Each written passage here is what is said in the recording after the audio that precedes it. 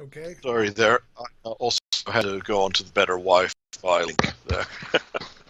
I have two in my house, and one is antiquated, so sorry. Well, I do want people to also check out your translation of the New Testament. I really enjoyed it, and I commend it to anybody who's looking for a very good translation. I wanted to continue our discussion, though, about the political and economic implications of Jesus' life. Yeah. Okay. Have you written anything, like officially on this topic as a book, or I mean, I know you've talked about it throughout your work, but any dedicated text that you've, like a book that you put out on this topic? Uh, Individual articles, but I am in fact preparing. It'll be maybe a year or two before it bears fruit. A book on political philosophy, dedicated solely to this topic. Um, as it is, yeah, I mean, it's a sort of fugitive presence in my work over the years, and in recent uh, recent months, recent years, I've been writing more and more on small matters of economics and social order uh, and politics, but nothing is yet in the form of an extended treatise. Do you have any guiding lights that are big influences on you in understanding the economic or political implications of the gospel that are standouts for you? Yeah, Jesus, he's one of the Yeah. more prominent ones. Yeah, yeah. I don't know. I mean, I find the influences come from any number of directions unexpectedly. Curiously enough, I find some of the most solvent and convincing material in figures like John Chrysostom and Basil of Caesarea. So they're patristic writers rather than modern, who seem to me still to have captured the intonations of the New Testament. But among modern writers, any number of figures at different times have influenced me, and not necessarily theological figures. I mean, at my most daintily exotic, I find Peter Kropotkin, for instance, remarkably illuminating when I'm trying to think about the New Testament, or you know, some the modern David Graeber, the anthropologist, Thomas Piketty, the French economist. Well, so. But no, not a single figure. I'm not going to say John Howard Yoder, which is what everyone's waiting for when they ask that question, as a rule, or Jacques Ellul, or someone like that. I have found Rene Girard's work. And Girard, I was Yeah, about to say, yeah, yeah, I was about to say he's the other one people want. yeah, They've all had influences on me, yeah, to certain degrees. yeah. I think it's Girard particularly makes a very compelling case for a kind of anarchistic eschatological framework, for Yeah, the Christian, vision for with society. obviously though, with Girard, if one was going to undertake a political treatise, people would occasionally like something in the way of concrete prescriptions, and you're not going to derive that from Girard. That's not his point. He's concerned more with the structure of every society and the degree to which a society is built upon certain mechanisms of mimetic desire and violence and displacement of the rival and all of these things. It's a brilliant diagnosis, and it got subtler as he got older. Hmm. In some of the early work, like the Theater of Envy, or yeah, that's the book on Shakespeare. It could be set up as straightforward, rather black and white oppositions. But as he went along, I think the diagnosis got richer and subtler, and leaves, but though it leaves a lot of room for further work and development for others to do. Yeah, I've attempted a little initial sketch of trying to apply the scapegoat mechanism um, to the modern legal system, in the sense that I see the idea of a community whenever you have a situation where you have a law that puts a human being in threat of mortal danger, meaning you've sent armed agents with guns to use the option of deadly force if something gets out of hand or misunderstood, Yeah. to put someone in that situation for a non-violent act, and that just means they're not in the process of trying to assault anybody, murder anybody, rape anybody, trying to burglarize some residence or defraud anybody through a lying contract. If there's no victim, to put someone in a threat of mortal danger is a kind of weakened form of the sacrificial mechanism that Girard identified, because what's happening is the community is performatively lying, by putting someone, by counting them among the transgressors, so to speak, right? You're performatively lying about that person, and that's the lying accusation that Girard says starts the scapegoat mechanism. You see? Right. Well, that's one way of analyzing it, and perhaps a good one. I take an even older, more Augustinian line, though, that what's also going on there is a demonstration of the state's claim to a unique possession of the right to terrorize and kill. It's the political mechanism, first of empires and then of nation states,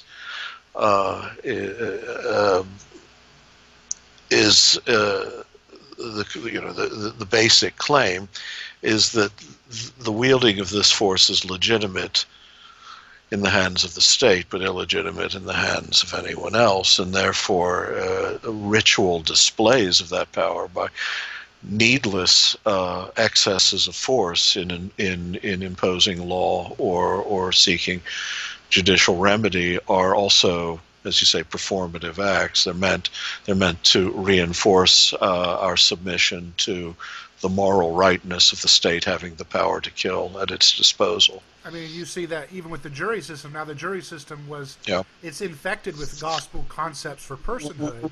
Which of course, is mob rule given a bright varnish. Right, exactly. But the varnish is the infection of Christian aesthetic, kind of softening the...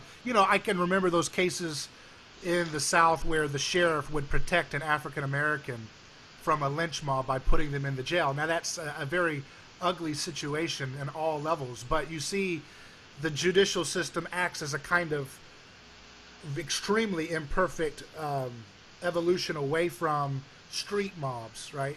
So that there is progress there that we don't want to, demonize. No. But yeah, I mean,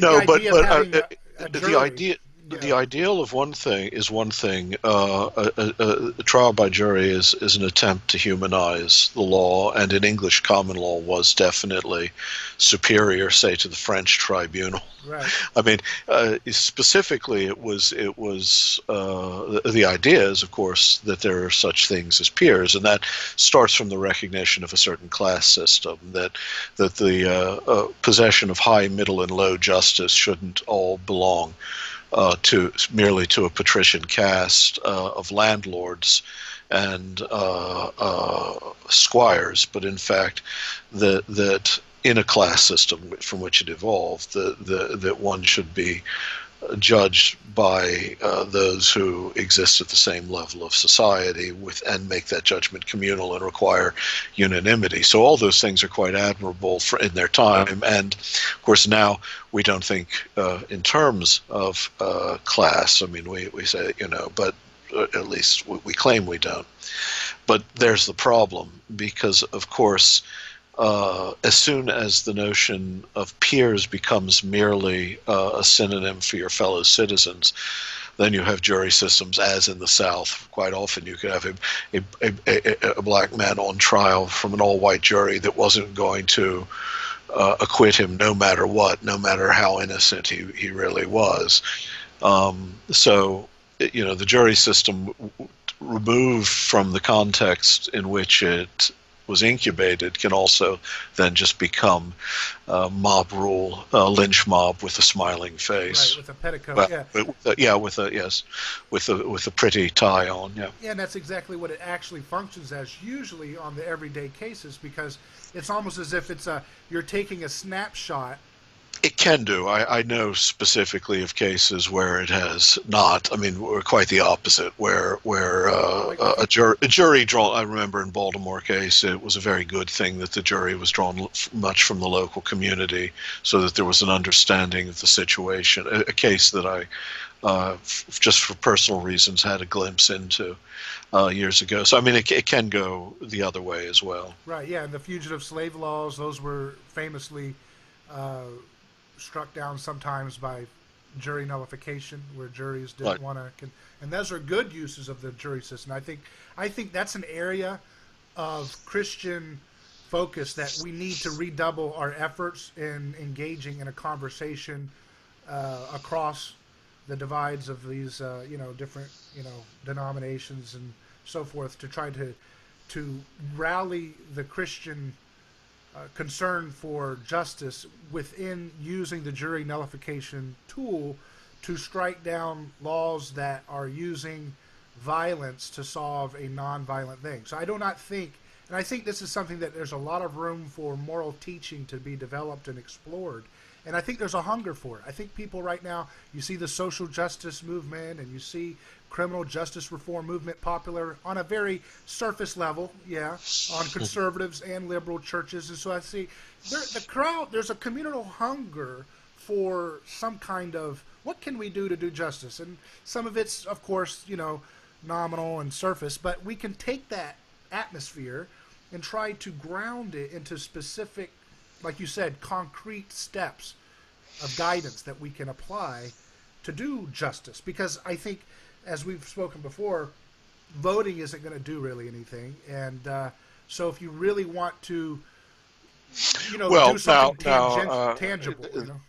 That's true. Voting's not going to do something, do much, although at times it becomes a defensive imperative. But it doesn't accomplish much, but at least it can obstruct in happy situations, and it can obstruct far worse evils from taking root. I mean, you're referring to our earlier conversation, which I believe has been suppressed at my request. For those unaware of that, I mean, it was suppressed just because I was in a state of exhaustion not long after a death in the family. So I wasn't happy with my keenness of mind that day. But what we did talk about, I recall, was voting. One of the things we talked about. And it actually, it does raise a question, a moral question for me, because in the past, I was quite happy just to keep voting third party when I voted at all, simply as a sort of protest, occasionally as a kind of utopian gesture at an impossible polity. But now, I mean, I think we are confronted with certain other kinds of questions. I happen to regard the current administration as irredeemably evil and destructive, forthrightly fascist in its constitution and principles. So then, does it become a matter of prudence, but morally directed prudence, to vote just to weaken the current executive? To vote Democrat. You say this is the strategic issue. I would crawl over broken glass and soak myself in gasoline and run through a burning warehouse to vote against Trump and his minions. But it's painful to do that because the only way effectively to obstruct them is to vote for a party that, to me, is indistinguishable for the most part in its conventional behavior from the conventional Republican Party. Right. But we're not dealing with a conventional Republican Party anymore. We're dealing with a fascist movement. Yeah, see, I think that's where you're getting swept up by the the vulgarity of Trump's language and No, no. his, yeah. I'm having a perfectly rational reaction to atrocities that he's committing against asylum seekers and their children, abducting children, subjecting them basically to emotional torture, destroying families, imprisoning people who are doing nothing more than seeking asylum in conformity with our laws and international law and moral law. This is not simply Trump's vulgarity and stupidity, brutishness, coarseness, filth, his foulness. All of that's obvious. These are acts that are acts destroying lives, in incredible violence. As I say, violations of human rights for which he, in a just world, would be arraigned before a court of human rights and imprisoned for life. Right. Well, the thing about that is, I didn't vote for Trump either, so I'm probably farther from him than you are politically. But I don't think so. That would be impossible. Not only did I not vote for him, I don't think you. I don't see how anyone could be farther from him than I am. I'll put it this way: you may be more personally against him than I am, but probably politically, you probably share more assumptions that he has. Name one. The idea of voting for anybody who would perpetuate a war, like Hillary Clinton. Yeah, but that's not the case. You see, that's not the issue. I didn't vote for Hillary, for Christ's sake. No, I'm just saying. I'm talking about midterm elections where what you're trying to do is use the legislative branch to break the unanimity of party power, that is, create an obstruction. It's like saying that, throwing up a partition in the road to prevent German tanks from coming into the city is not saying that you particularly like the principle of blocking public thoroughfares.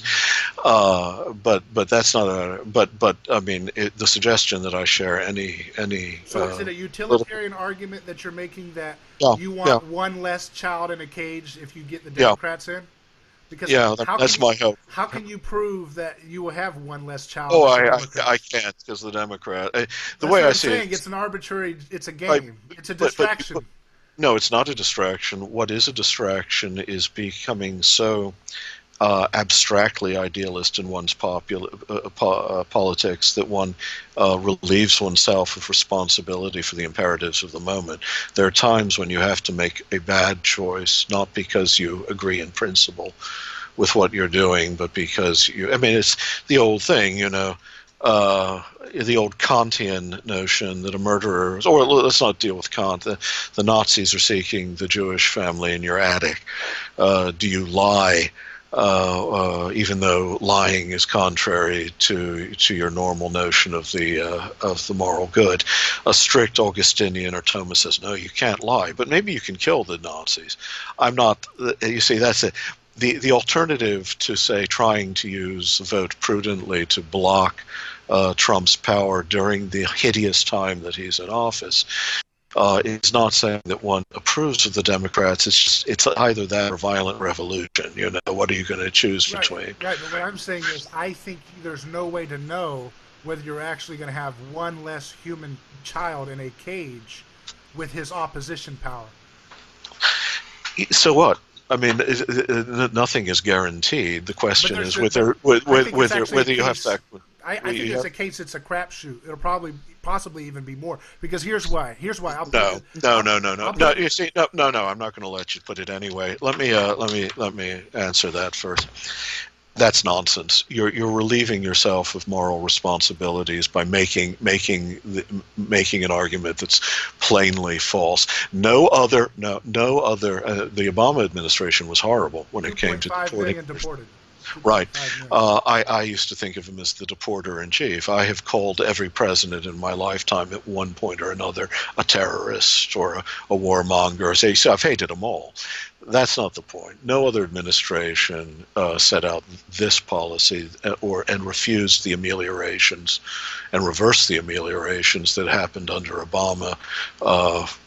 There were set out a policy in which it was intended that all asylum seekers would end up being treated as criminals or being turned back at legal points of entry, and their children were explicitly stolen from them as a deterrent and as a bargaining chip with the Congress. That is an act of evil so premeditated, so immense, and so without precedent, intentional precedent, that it changes the balances. It becomes positively immoral at that point to say, yes, but in general, I know the Democrats aren't very good either, and they're probably, we do know that the worst excesses of the Trump regime are abominable, and they can be possibly somewhat tempered for 2 years by taking away the Republican majorities in at least one house of Congress. At that point, you're not voting. First of all, you're not voting for the executive. So the war-making issue is, it's not. If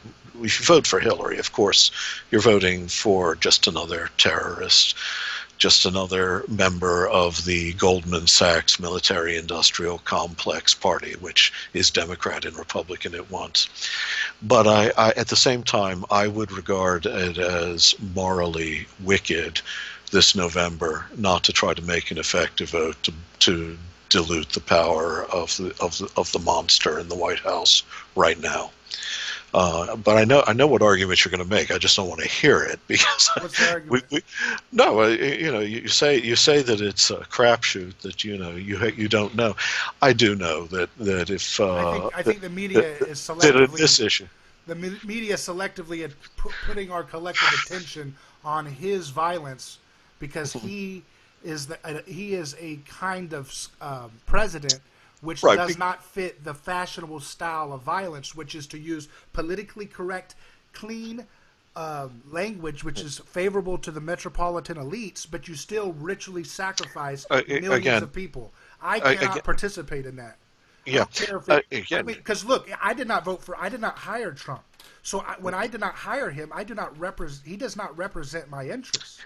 Yes, he's destroying people now. He should stop. Yeah, that's right. Anyway, but me putting the all right. Is that you're either you can look at the political mechanisms as having no bearing on the community to which you belong because you reject the political mechanisms, or you can see that since you're part of this community and responsible for it, to the degree that at times you can use the political mechanisms to improve things, that's a moral option that you're not obliged to. But see, your voice is so important on this matter. That's why I'm going to push you a little bit on it, because I like your overall principles of where you're going. So, I have friends in Russia that are starving because of sanctions. Right. And yeah. there's a Democratic opposition. Yeah. So do I. Curiously enough. Yeah. So in other parts of the world. Yeah. No. So they want to make sure they can put tougher sanctions if they get into power. So I see to myself, wait a second, I'm not going to hire those people to go and starve my friends' families more. No. That's an abomination for me. So I can't vote for that.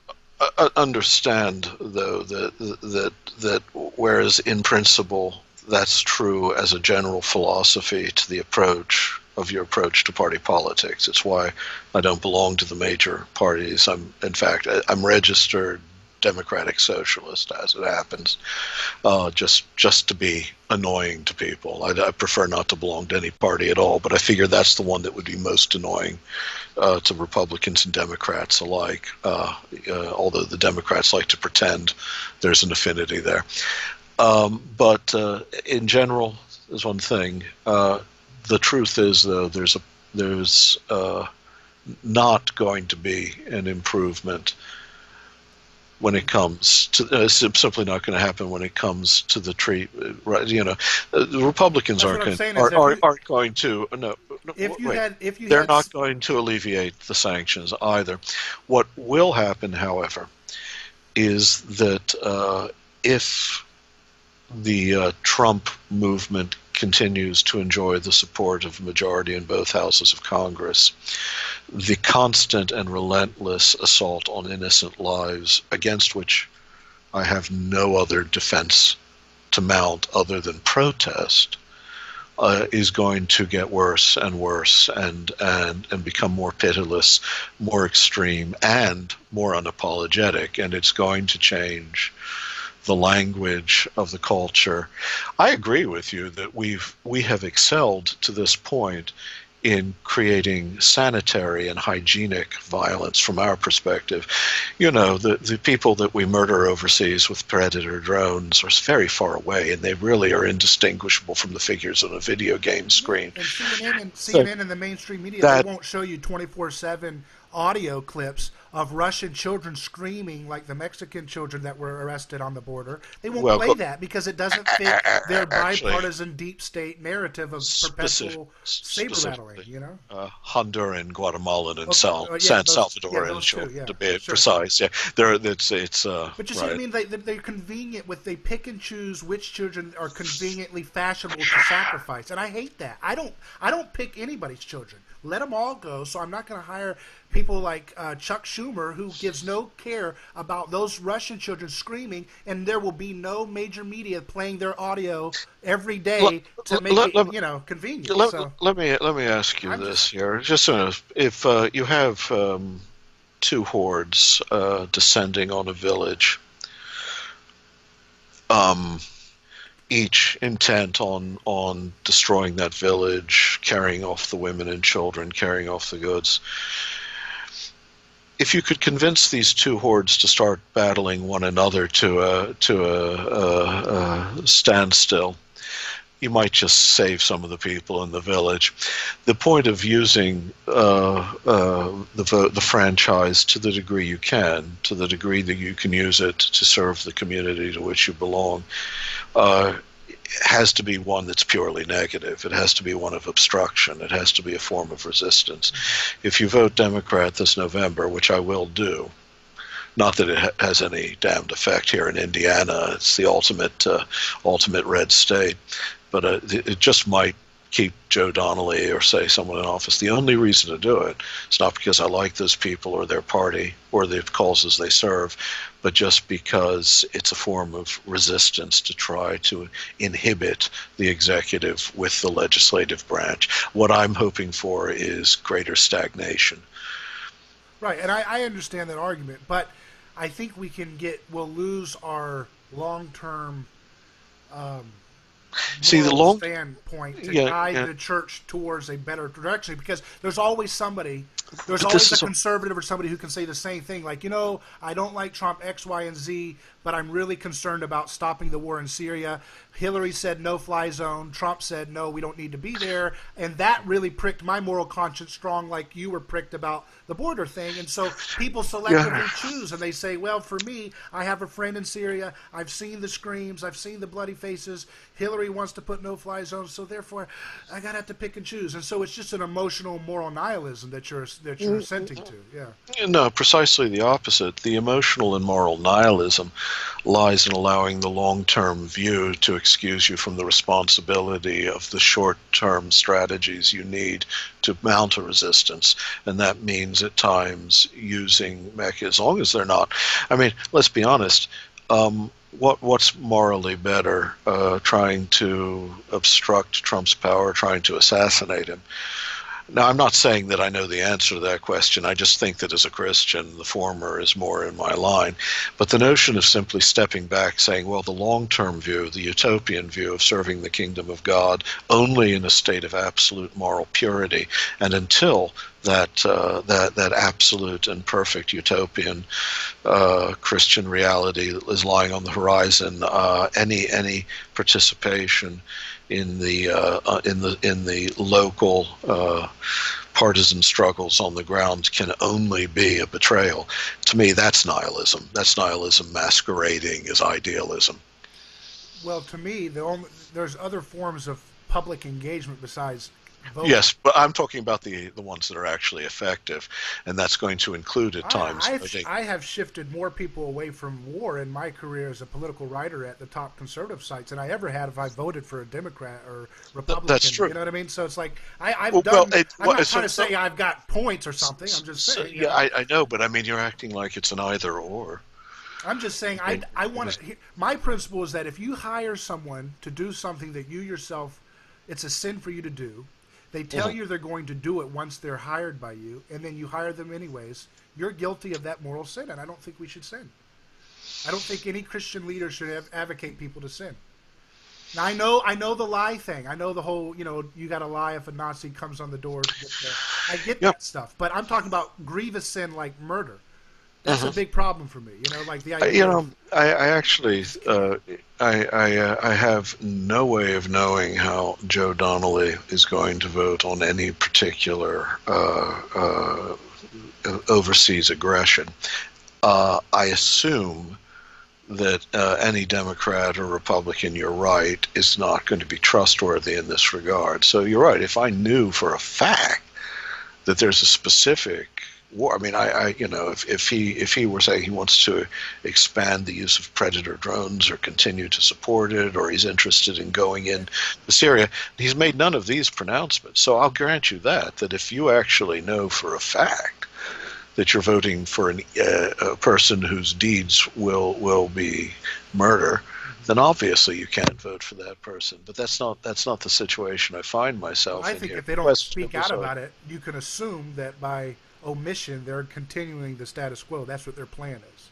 It's like if I really thought that these guys actually had any principles at all, I guess I would examine them more closely.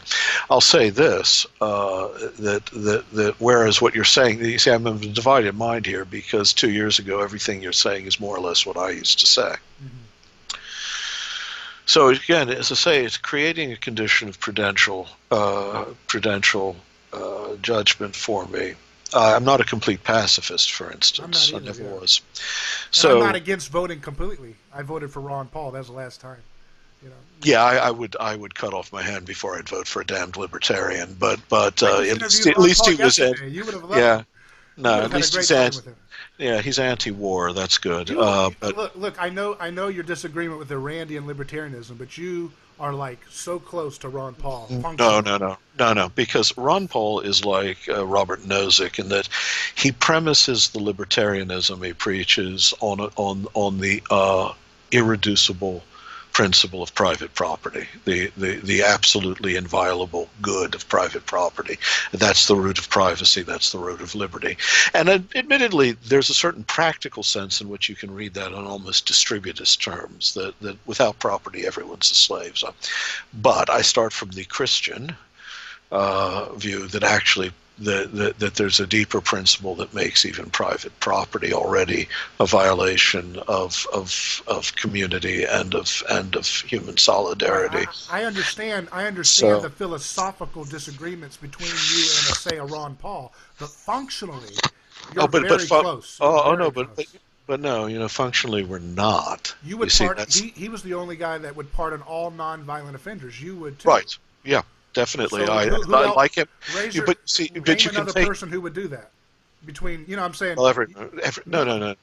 None of them advocated that. Not even Bernie. Right, but you're talking about discrete principles but you made a claim about how close we were on other philosophers. For instance, well, functionally you are.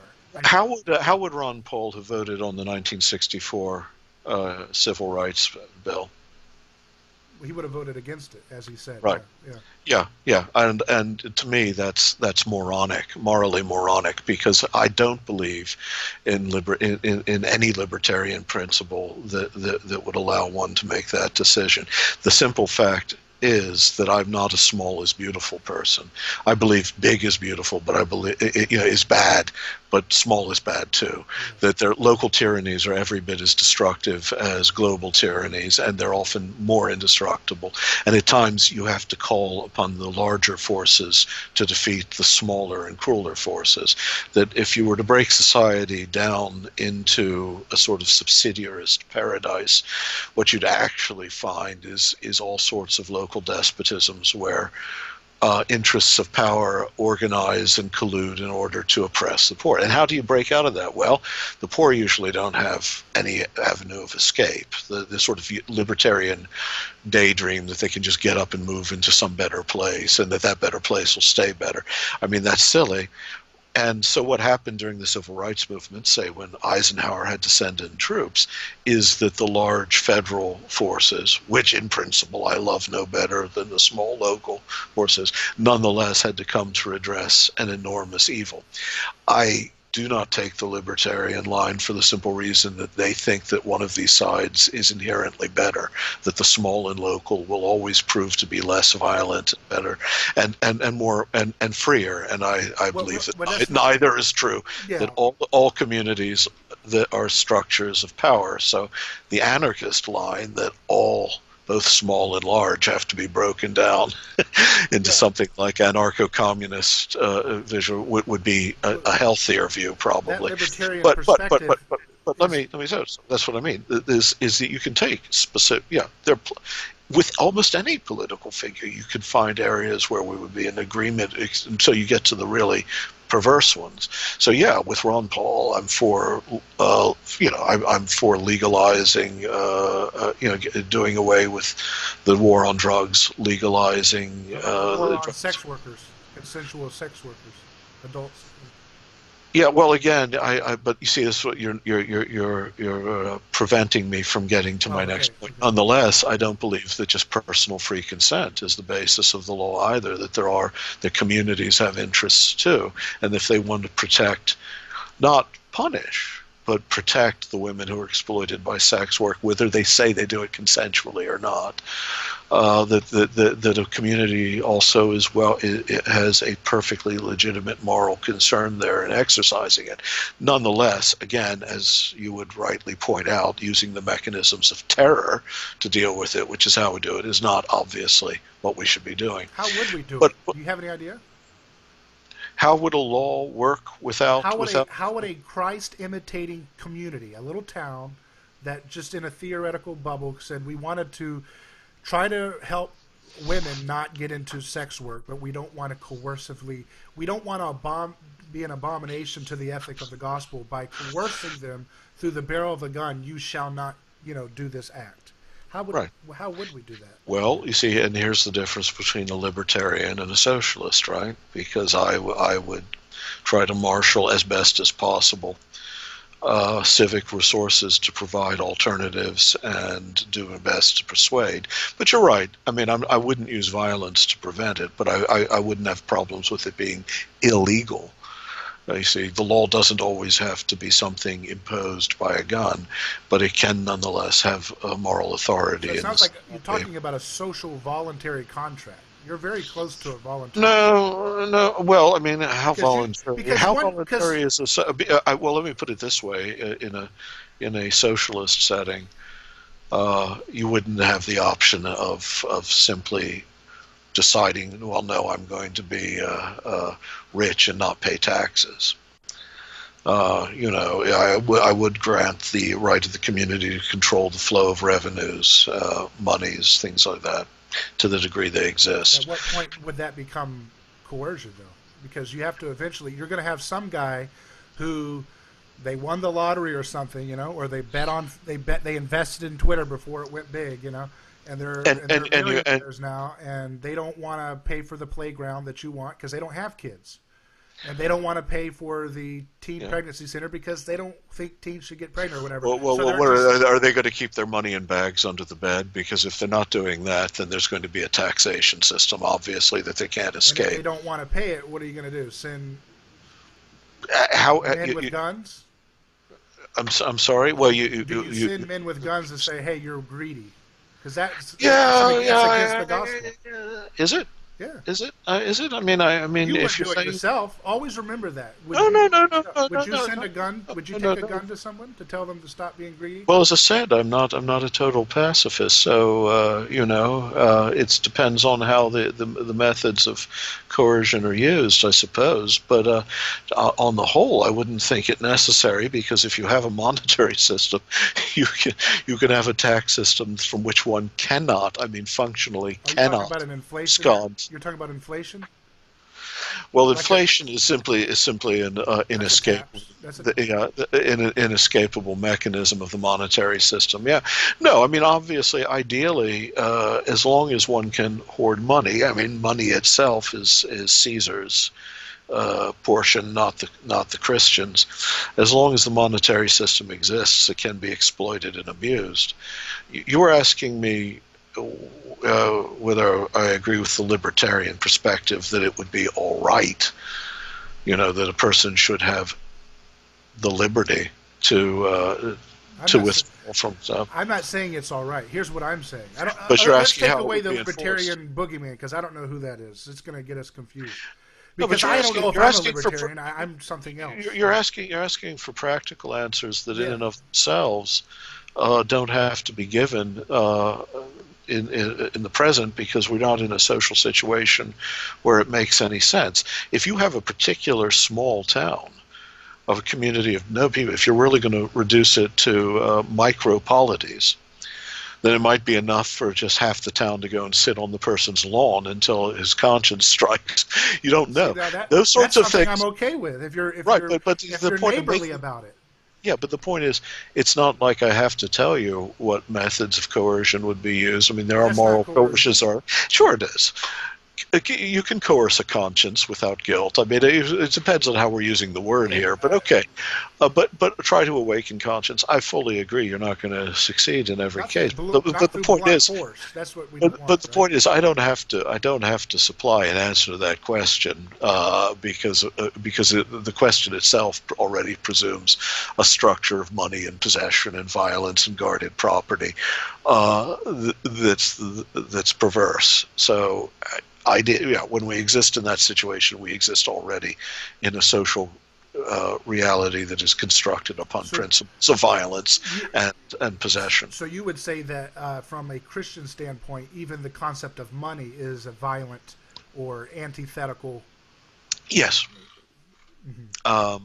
I would say that now I understand why money works. I mean, it's a very convenient way of keeping an economy thriving. But I've never understood Christ's render unto Caesar the things that are Caesar's as an affirmation of the realm of Caesar. It's a discrimination between everything that belongs to the kingdom of Caesar and everything that belongs to the kingdom of God. And from the Christian perspective, the former is damnable. I mentioned Peter Kropotkin, didn't I? Yeah. I mean, well, of course, he's he even syndicalist, right?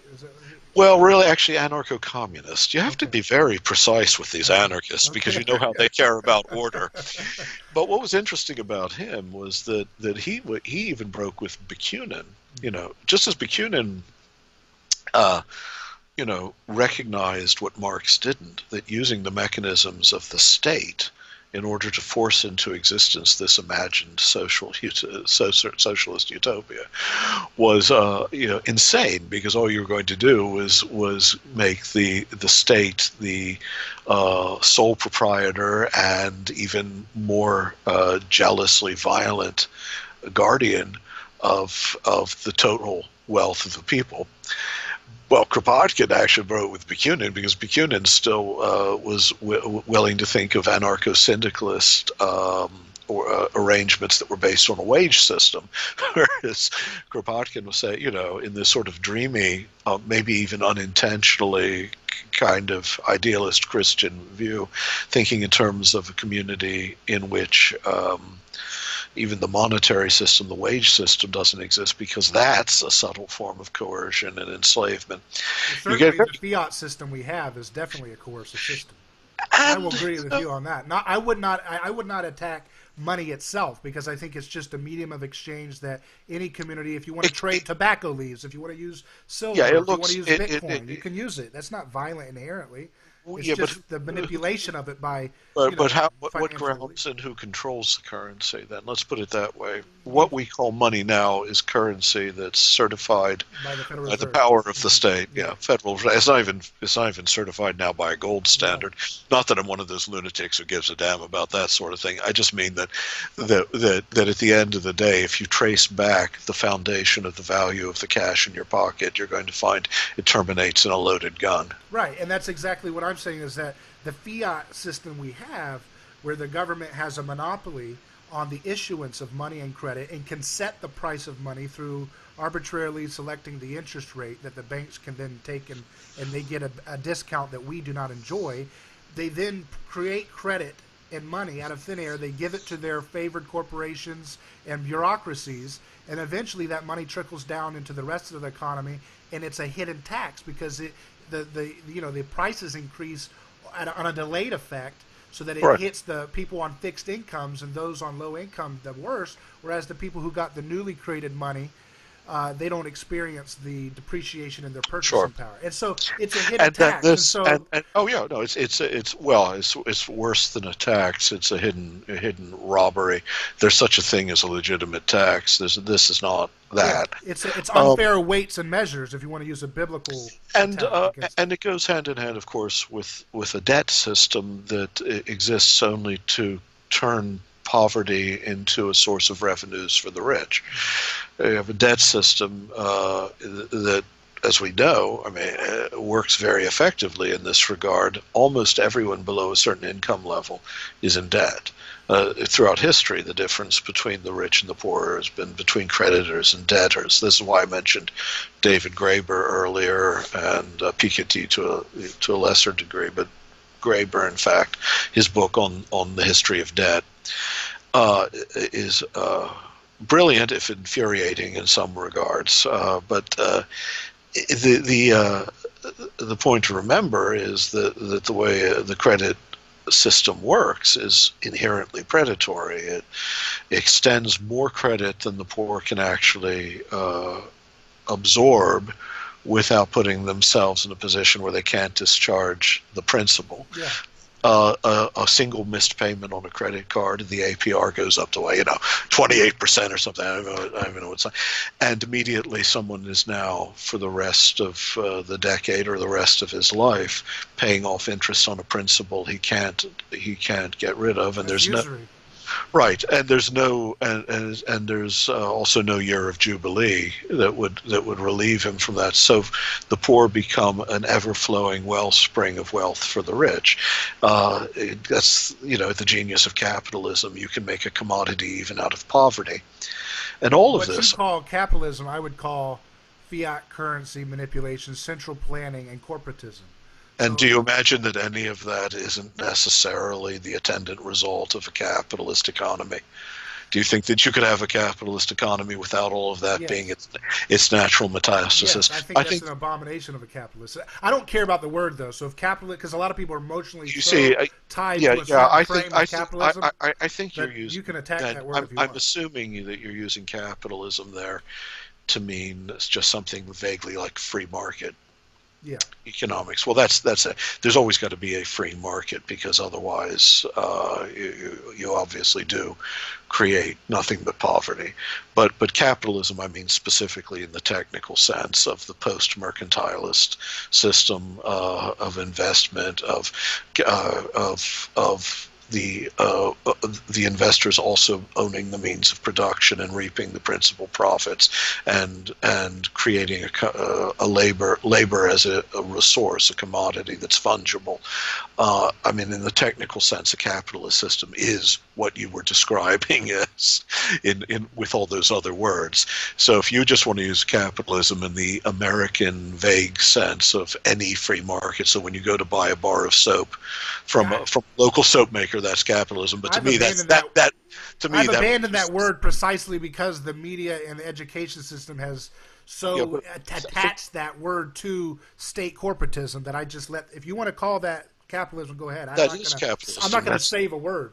Well, that has to be what capitalism means. I mean, Adam Smith. Adam Smith. I don't even like Adam Smith, but Adam Smith was against corporatism. He would be against, fiat currency and debasement of people's purchasing power. He would be for a commodity-based currency, which would actually help the poor and the fixed income people, because their money would actually accumulate value in savings, so that they wouldn't have to gamble their money on a stock market just to have a retirement. They could put their money in a savings account, and because commodities tend to increase in value relative to the goods that are available in the economy as goods accumulate, then they would actually be able to have a higher savings retirement just by saving the money. So it's anti-Christian. Right, but that's okay. But what you're right. But then you're talking about something more like the redress that someone like Thomas Piketty prescribes. I mean, for him, obviously, capitalism for him, in the opprobrious sense, is a system in which the return on investment exceeds the rate of the appreciation of value of the actual commodities. As for Adam Smith, though, he's still basing his belief and the hidden wisdom of the market on the inviolable power and possession of capital. You can say that he's innocent of the sins of fully developed capitalism because he hadn't theorized them yet. And he himself was quite a decent man and wouldn't have approved of the wickeder effects of an unfettered capitalist economy. Nonetheless, what does that word unfettered mean? Unfettered. It means you allow the investment. Well, precisely the things you were talking about. Actually, I agree entirely with your diagnosis. I just disagree that you could start with Adam Smith's principles and not end up with that system. My goal is to try to get the least amount of coercion in terms of physical violence, where you force people through physical threat of death or caging with violent people. Like that. So that's my principle. If you want to call it whatever, you can call that communism, you can call it whatever you want. I don't care, because I know there's so much emotional loaded triggering feelings that are with these terms that you just get bogged down with terminology all day.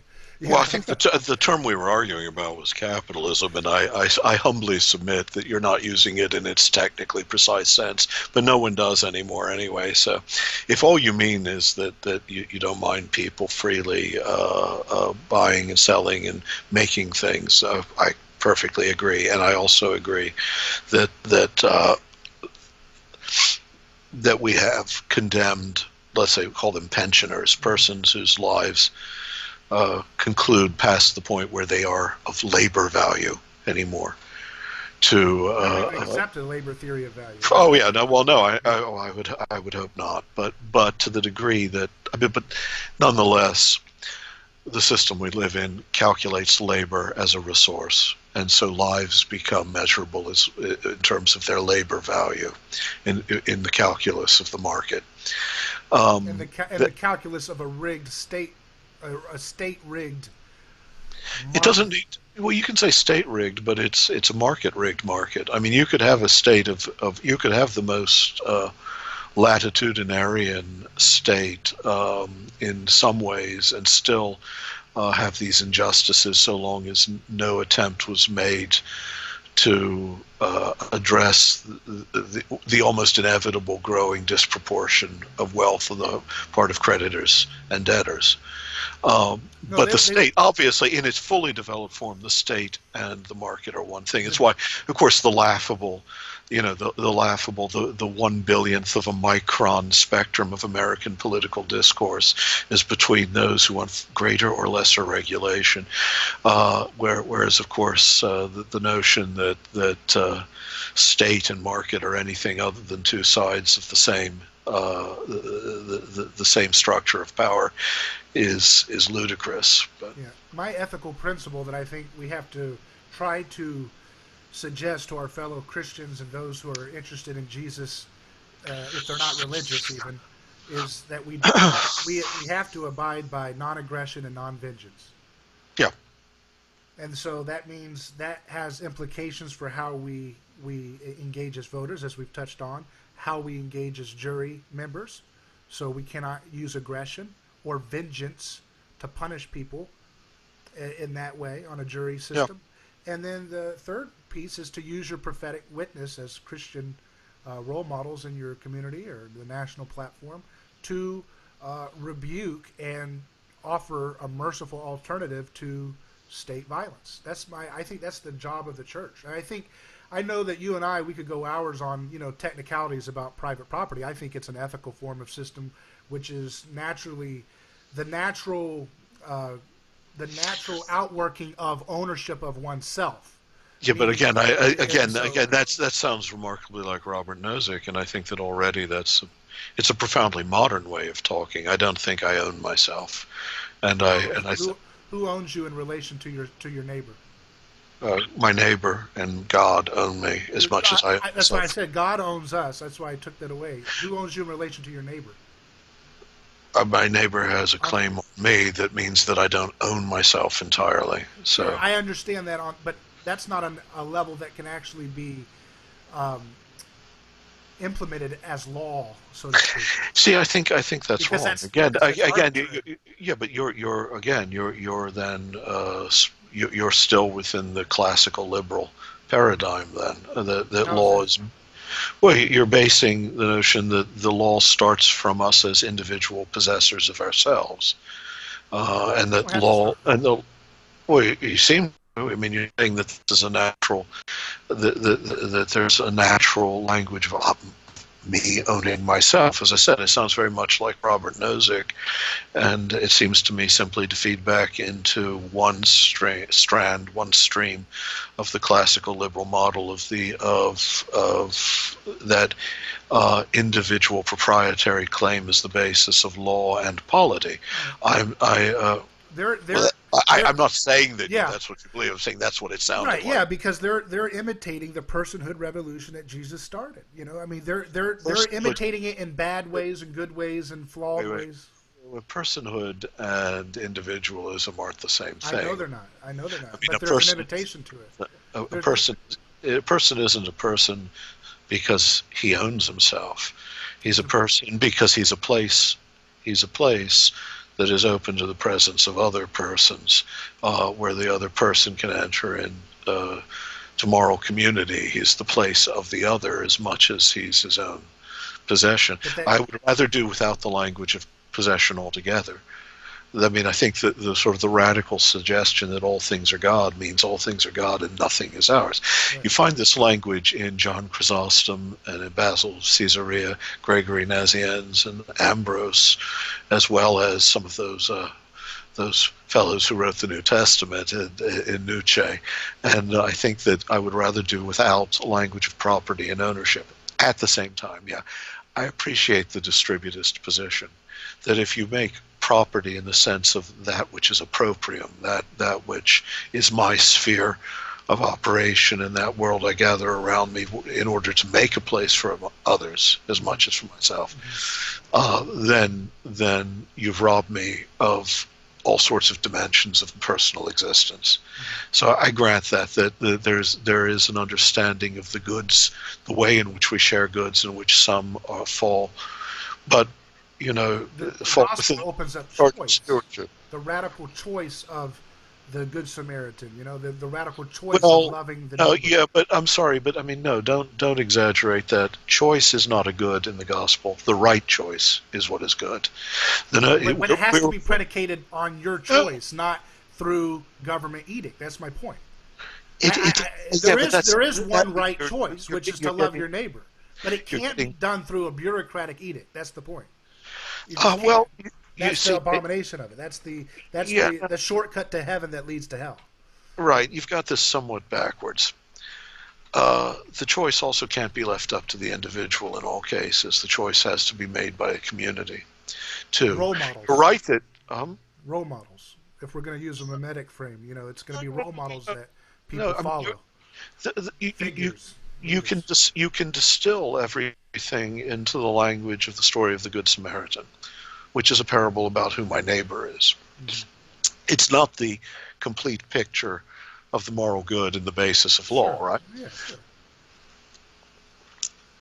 The notion that only your individual choice then is the basis, so that you could say, well, here's the situation.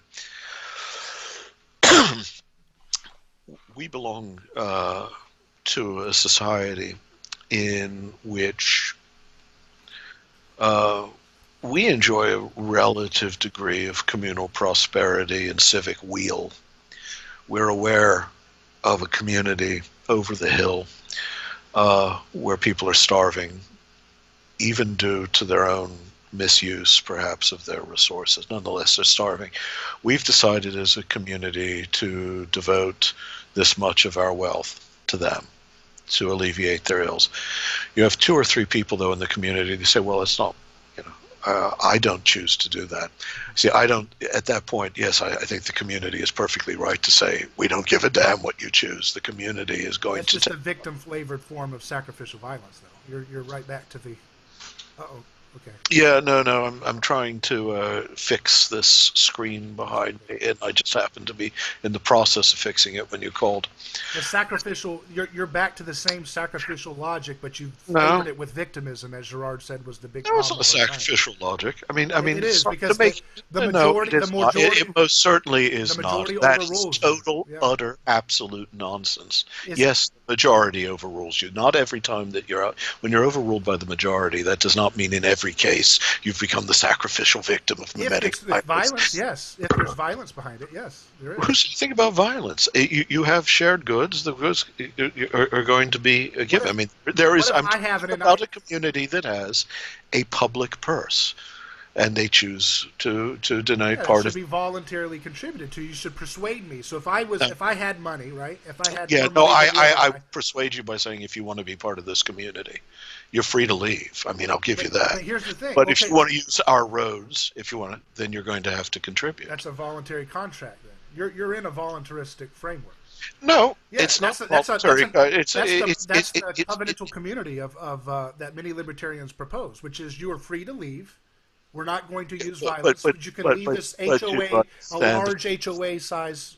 But then again, we get back to the small and the large because most people aren't really free to leave. Now, if you have a case where a person really is free to leave, even then he would have to leave without his wealth. I mean, I don't. As I said, I don't. If he takes the money, you're going to have to put a gun to him, and that's where you get into. Takes what? What's he going to do? You know what you mean? Takes his bank account. Okay, again, if he has his money in a sack under the bed, sure, that wasn't doing any good anyway. But most people participate. Does your wealth consist in the gold ingots you keep in a safe? No, I can't disclose that on this video right now. Right? No, you have money in a bank. I think we should. You have money that's sort of, I think it should be a gold or silver deposit or whatever commodity you want to use. I'm not a gold standard guy. I'm saying a commodity-based money is a moral sound money principle that actually has a commodity value that people actually can't dilute through imperial edicts. You see what I mean? Once again, I'm not a pacifist. Okay. I would regard the withholding of money from the starving as an act of violence to which a certain degree of coercion would be the remedy, and if that remedy involves some degree of violence, so be it. I am not a pacifist, and I do not believe that it is wrong for a community with standards and values to use, to the degree that it must, certain kinds of force to extract good from the intractable natures of wicked persons. Okay? So, I mean, I do not grant. You can, if they will not contribute to the... What if they have an idea? What if they say... Their idea is a perverse one. I don't believe in a relativist. Here's why choice is important, because if perhaps this guy says, hey, look, I've got a community in Haiti that I want to give my money to. I don't want to give it to this people. I'm going to invent something to help them. Okay, you're talking, but you've just created a completely different scenario than the one I described. If that's it, then of course, ideally, a moral community would be able to negotiate the distribution of the relative distribution of its eleemosynary work. I don't deny that. We were talking specifically about those who just decide they want to keep their portion of the public weal for themselves. They don't want to contribute because that community is not their community, though the community to which they belong has decided to come to their aid. At that point, I have no problem with the community simply taking away part of their wealth for their own good. To be honest, I do not believe in the kind of prior validity. I don't believe in the prior authority of private property or even of private choice. I'm not pro-choice. Yeah. So you believe in common property as the moral. I believe that the common. I believe the common. Well, that's what John Chrysostom says. That's what Basil says. That's. Really, to be honest, if you follow the Sermon on the Mount, what Christ is saying, if you follow the Sermon on the Plain, it's especially what Christ is saying, is that the reason I don't like Nozick, for instance, is the ground principle is private property, private possession. I think the actual ground is much lower and more primordial than that.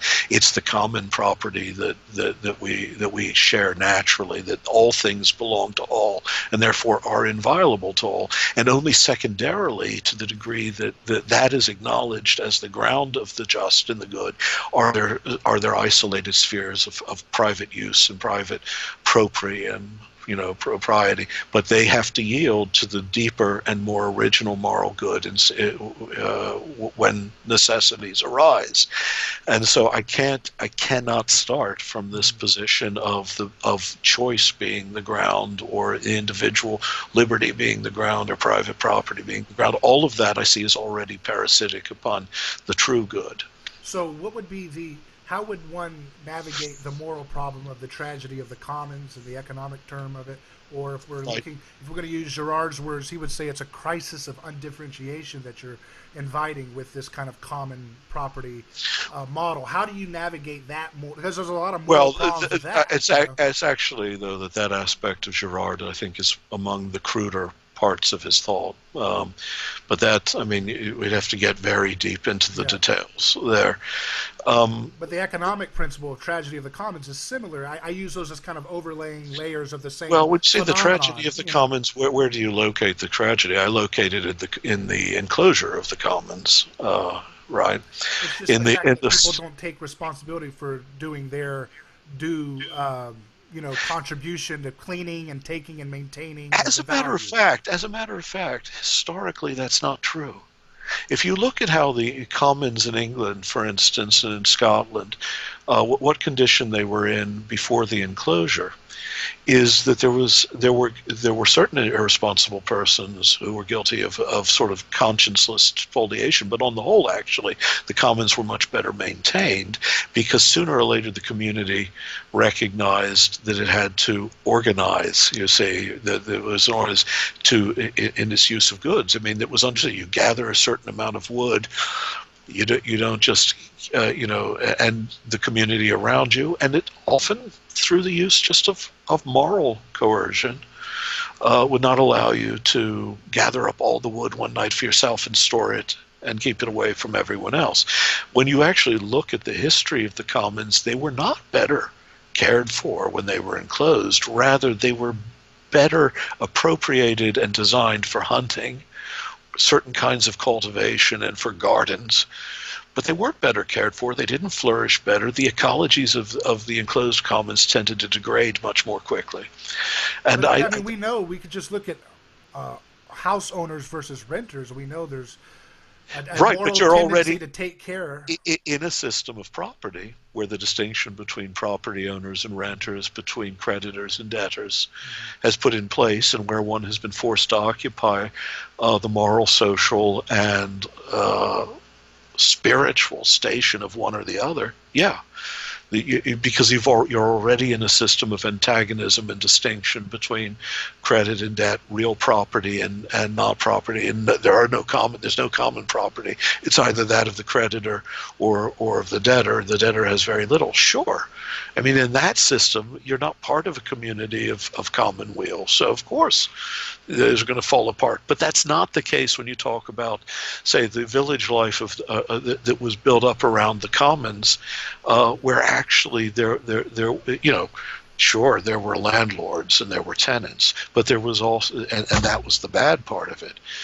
But there was tenancy required the upkeep of the property from the landlords who didn't do it, and so this led to a certain obvious cynicism. But when it came to the treatment of the commons, you find a different ethos naturally evolved, because cooperation became necessary, and there wasn't a distinction between yours and mine, and so there was neither dereliction nor conquest.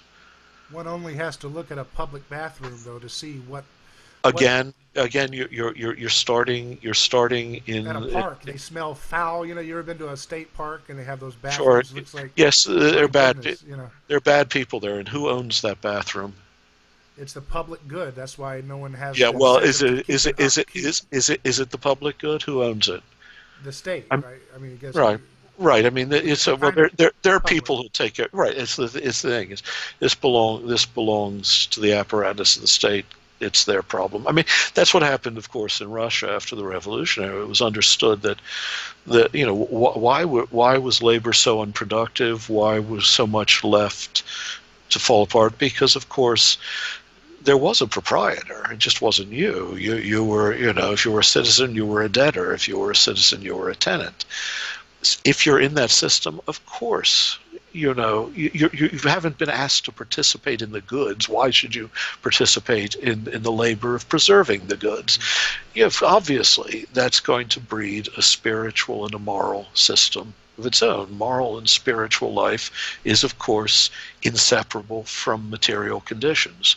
So, I grant you all of that. I still cling to the Kropotkin-esque Christian, utopian, anarcho-communist, distributist, whatever the hell you want to call it, the dream that in a system that isn't based upon these divisions or credit or debt or on these structures of power and coercion, you would find that common life and the preservation of the common goods for out of love for the community is something that can be sustained and cultivated. We see this in small.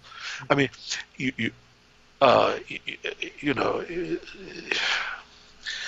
anyway.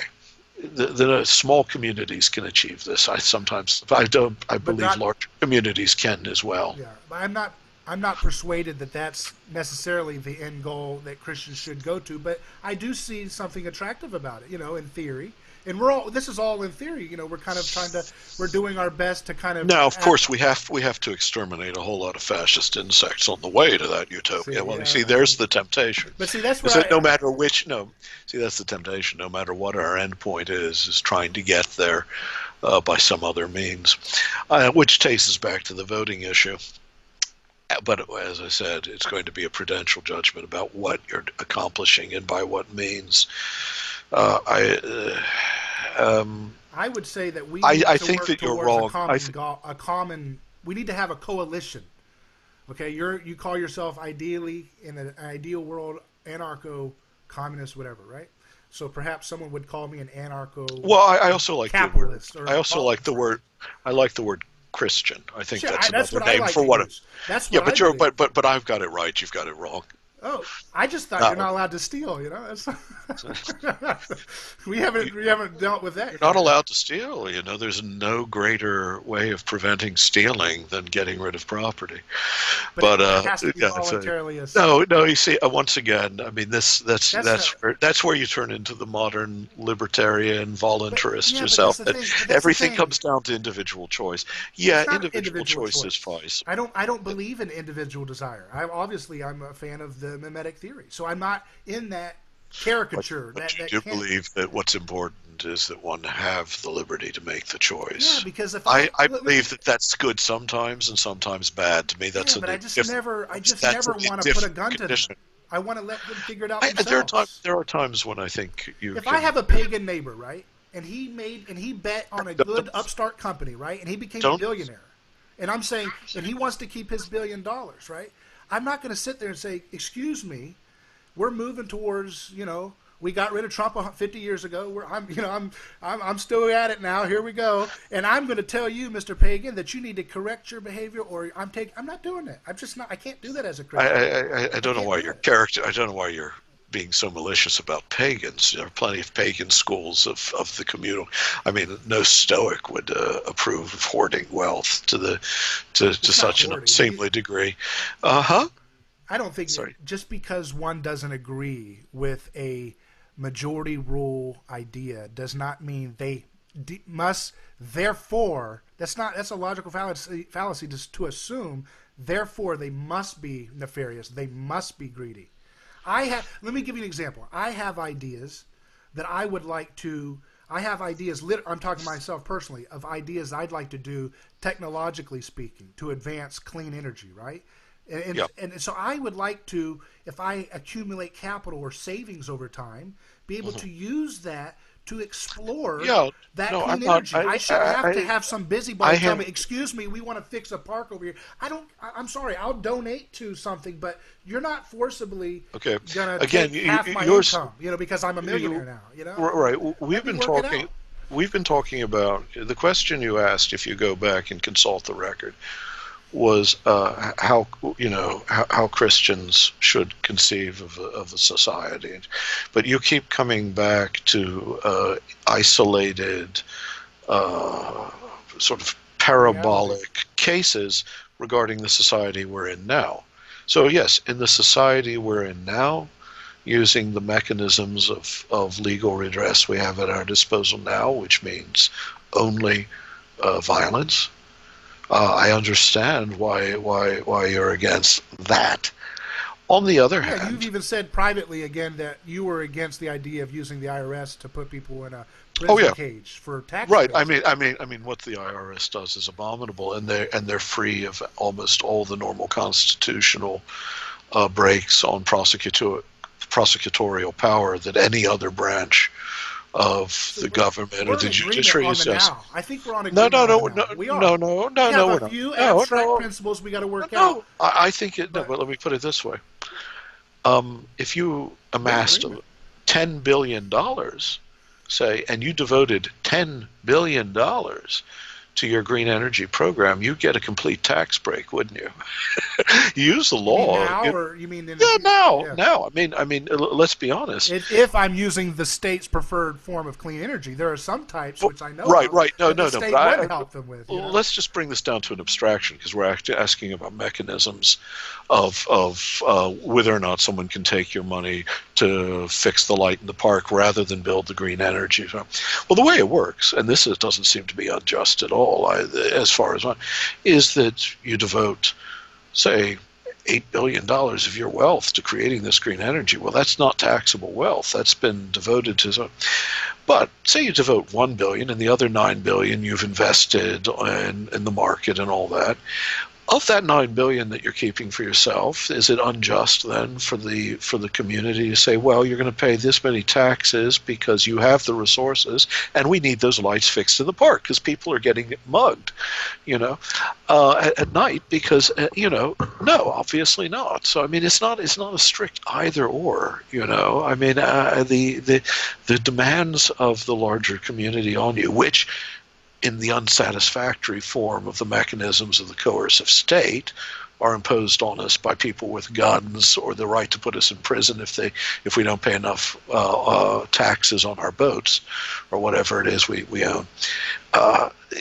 Admittedly, that's not ideal, but nonetheless, if you're talking just in terms of what's morally right or wrong, if you want to make your wealth and devote it to this philanthropic project, yes, go ahead, and you will not be taxed and you will not be coerced. That's not what we were talking about. We were talking about somebody making his money and refusing to. I mean, we got our. This village is prosperous, and I've got mine. They're starving over there. I'm not donating to them. I'm just keeping the money for myself. He may say, "I want to invest it in a different way than you guys," so just buzz off. Yeah. Except that's again. And if he's a pagan, you're changing the story. I'm starting from. We're trying to make a moral case study here. We're starting from the story. The way I'm telling it is that there are no ambiguities here. It's either he keeps it for himself or he donates. That's very rare. Most people are not diabolical. I think most billionaires are, they're just like you and I. No, like you and me, please. Okay. Well, not in the same degree. Object of the preposition. You said like you and I. Yes. Like you and me, please. It's that hyper-corrective thing that people do now. So let me be pedantic about it. No, okay. I mean, in point of fact, just don't use that through force, okay? No guns. For grammar. I would have slapped you if we were in the same room, but it would have been like the Buddhist master and the Shingon master striking the exercitant who's not concentrating enough. It would be an act of charity to help. And I would gladly turn. I would gladly turn the other cheek for you. That you see, this is what I think. As I think, actually, that was a Zen koan that Jesus was giving us. He has struck you on the cheek in order to lead to your awakening. Turn the other cheek that you may become a Buddha. But I might be wrong. I don't know. I have a tendency towards syncretism, so I might be exaggerating. I think some of your ideas, are very in sync with Jesus, but some of them you're kind of borrowing from, you sound a little bit like Slavoj Žižek sometimes, so, so I don't know. You got So between the two of us, which do you suspect has devoted more careful and close attention to the language and ideas of the time, and specifically of Christ and the Gospels? It's hard to say. But I'm willing to bet that I have a pretty good idea of Billy how Graham had you doubled, and you wouldn't accept anything he says. So. That's true. No, but what I'm saying is, I'm the point I'm making is that we can both make these claims that the other one hasn't quite got Jesus right. Right, but the bigger principles, however, that we can agree on is that definitely the American Jesus isn't the one in the Gospels. Well, that's the thing that I think that I was trying to get at this whole time is, in order for you to get where you want to go, you need to be a common soldier with what I'm doing. You know, we're common soldiers together. Against what? What would that entail? That means, like we said, you don't vote for violent thugs. You don't you don't sit on a jury and put a person in a cage for raw milk or alternative medicine, or a prostitute who was, an adult, and you don't put her in a cage. You don't put a tax evader in a cage. So we're functionally, when it comes to opportunities to actually have a say, a press a button, so to speak, in the state, we're on the same page. That's radically closer than you could possibly imagine. There are large areas of agreement, no doubt, but again, you always have to be careful because there are always going to be large areas of agreement with just about anyone if you get to choose and isolate your principles. Most Christians don't understand the violent nature of voting, and they don't understand the violent nature of going along on a jury.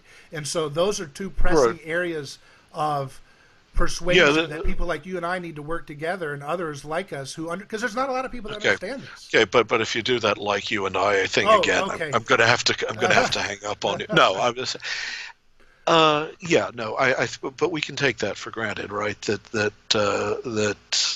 very few Christians actually would like Christ if they were really seriously to want to behave in the way he expected them to behave, he commanded them to behave, they wouldn't like him at all.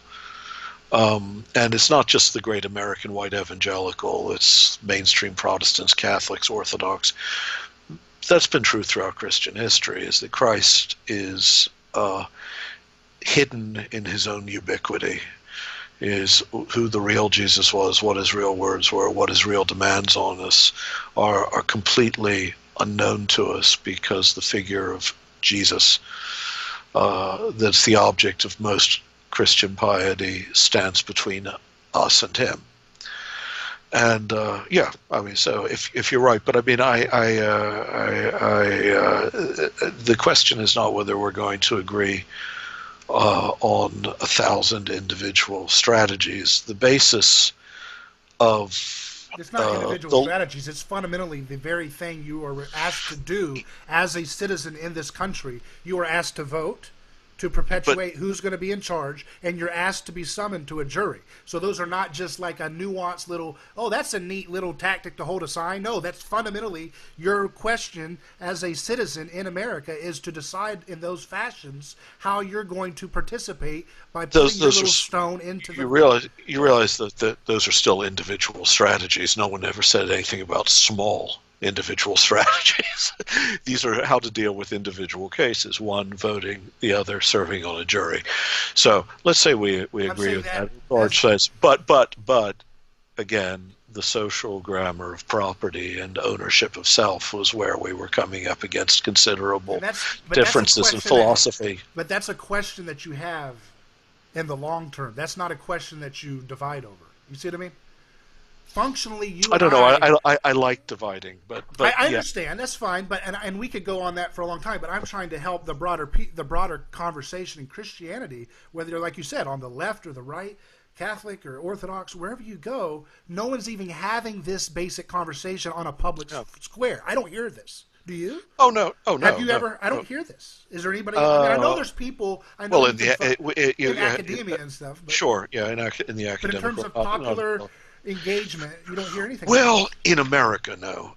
It's in France and England and Germany. I've heard serious public discussions of a lot of this, even among Christians, because in England and Germany, and even in France, strange to say, even though almost no one believes in France anymore, public discussions, including discussions of Christian ideas, do occur.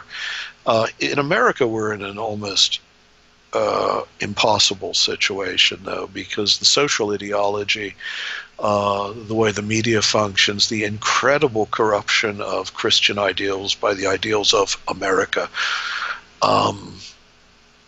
is so stultifying a reality that conversations like this are almost impossible. One of the great advantages to talking about Christian teaching in France, if you've ever visited Paris and been part of a public dialogue, or, I don't know if you're in the academic world or not. I'm sorry for asking. Are you? No, I work in the media world, so I'm not okay. actively. Yeah. Right. So you don't.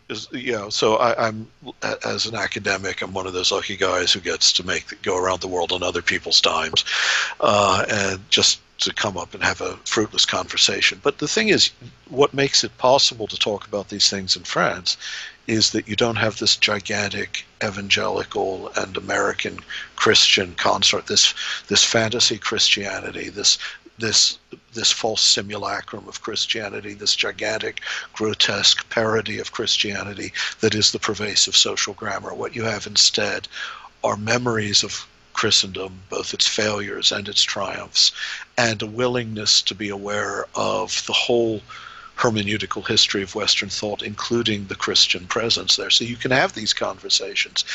So, yeah, I have participated in conversations like this, but you're right, not in this country, not very often. I would say that a similar thing is available for my generation. You go to 35 and under, there's a hunger for a rethinking of what does it mean to be American, what does it mean to be a follower of the person of Jesus. Look at Jordan Peterson, the psychologist from Canada.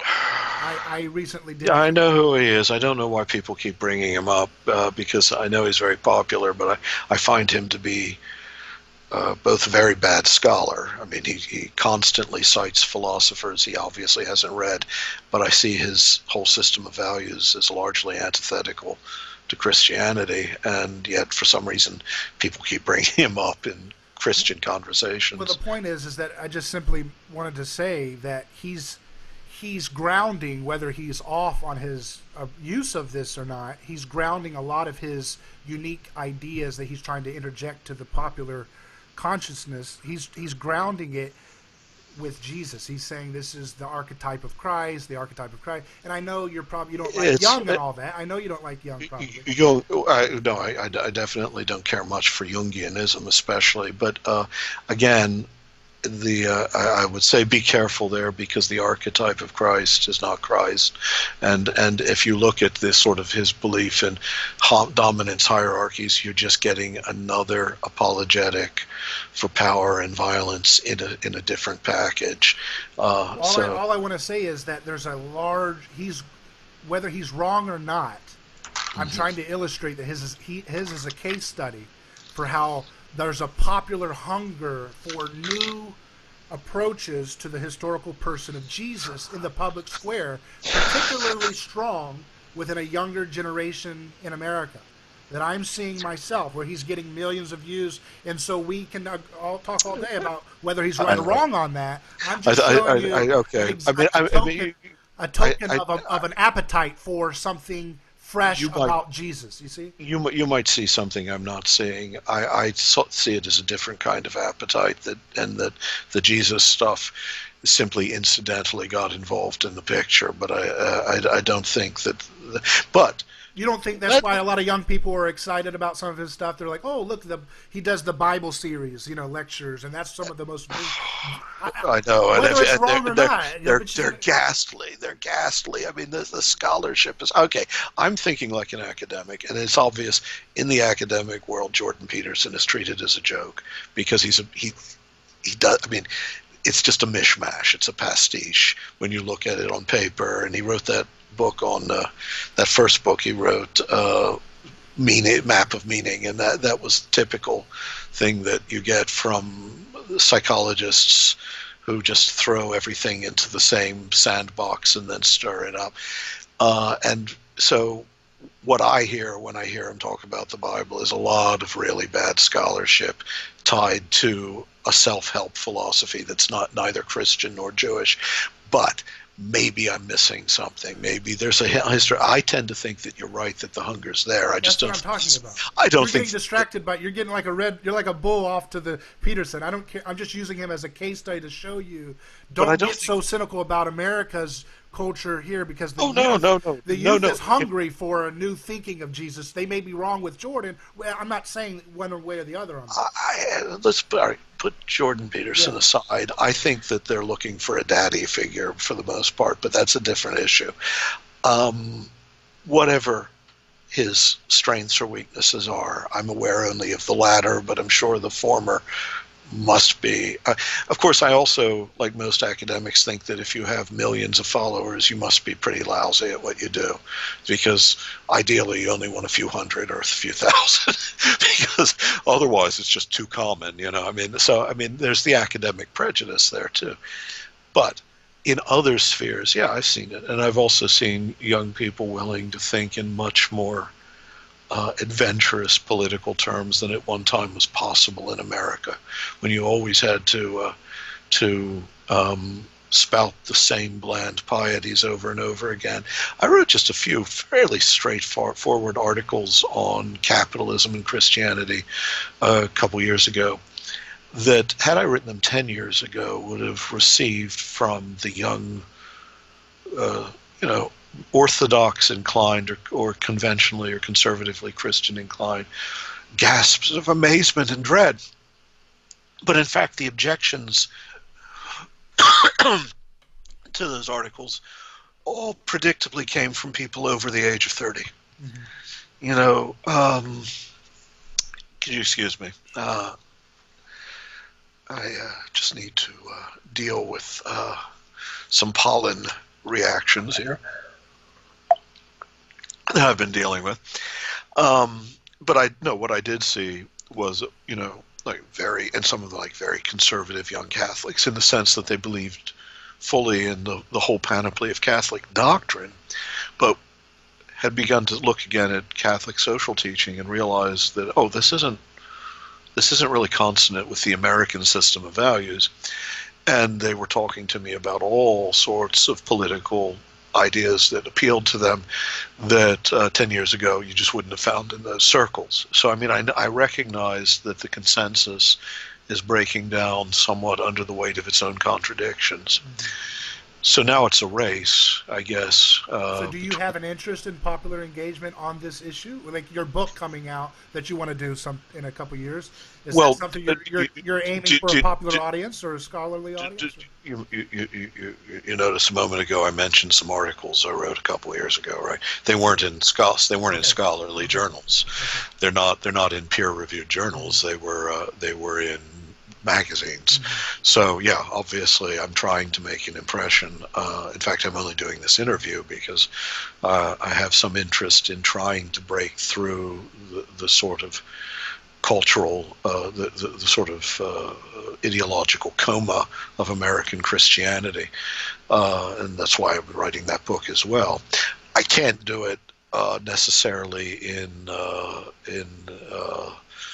a form that everyone is going to read. But I think, if you know my work, that I write in different registers, and all of that work has been aimed towards a broader audience. I think we're on the same page on a lot of this. It's just, as for, we've been talking for a while, so I suppose we'd better stop, especially since I'm losing my voice, which I do predictably, usually after about an hour and 10 minutes. The one thing I'll say about this on jury nullification, I'm fully in agreement with you. The tricky part is not lying your way onto a jury, because the activist can sometimes overwhelm the Christian. And the way the jury system works, and this is one of the ways in which it's rigged, is when you have the attorneys able to make to go through, to screen the jurors and do their best to get the juror that you need something like that, but there has to be some way of not making it so much a matter now of, as we know there are now in the legal profession, jury engineers who tell you what sort of persons to look for and all that. On a jury, I think nullification is a good Christian protest against a cruel and arbitrary system. The problem is that there are barriers up preventing you from getting onto juries if you have principles, and the only way of getting past those barriers in many cases would seem to be to lie, and obviously that's not the right option. I only mention that now in closing because we never got to that topic when we were talking about juries earlier, and I don't know what you do about that. I think you just try to be careful about how you word things, and use. No. You can be as wise as a serpent and gentle as a dove. I mean, all day long, just so long as you don't. If I see a poor person and I can see the trial is going to be about somebody driving with a suspended license or some ridiculous thing, and I look at that person, I'm not going to try to flagrantly lie, of course, but I'm going to do whatever I can to get into a position where I can try to save that person from being thrown into a cage with violence and stuff. Right. Well, we're in total agreement there then, and we have a lot to work more together on. I'm just saying in terms of ideas of articulating a new way forward to say, we don't have to. Only as long as you don't use the nominative as the object of the preposition, we'll be fine. All right. Very good. I appreciated the discussion. I thank you that you took the time to unpack these. Well, at least we're circling around the same objects. I mean, it's better than normally when I have these conversations, I just get stares of blank amazement. People can't really mean that. So, thank you. All right, take care. You have a good weekend. Blessings and peace. Namaste. Appreciate it. Bye. Bye-bye.